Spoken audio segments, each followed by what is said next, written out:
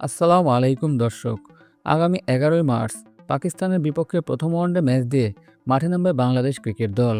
ম্যাচটি অনুষ্ঠিত হবে মিরপুর শেরেবাংলা ক্রিকেট স্টেডিয়ামে। টি-20 বিশ্বকাপের হতাশা ভুলে আবারও ক্রিকেটে ফিরছে বাংলাদেশ দল।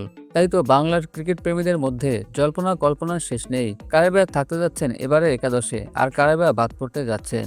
দর্শক, কিছুদিন আগেও মনে হচ্ছিল পাকিস্তানের সাথেই ক্রিকেটে ফিরছেন বিশ্বসেরা অলরাউন্ডার সাকিব আল হাসান। কিন্তু এখন যে অবস্থা, তাতে মনে হচ্ছে পাকিস্তান তো দূরের কথা, ক্রিকেটেই আর ফেরা হচ্ছে না হয়তো এই দেশসেরা অলরাউন্ডারের।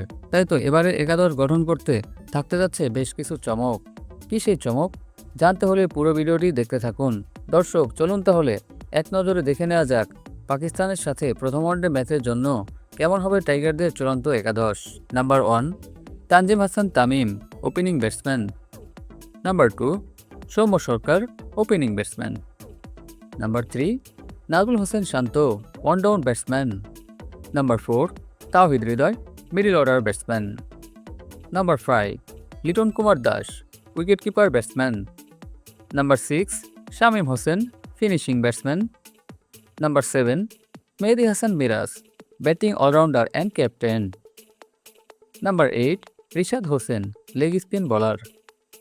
Number 9, Mustafizur Rahman, left hand fast bowler. Number 10, Taskin Ahmed, right hand fast bowler.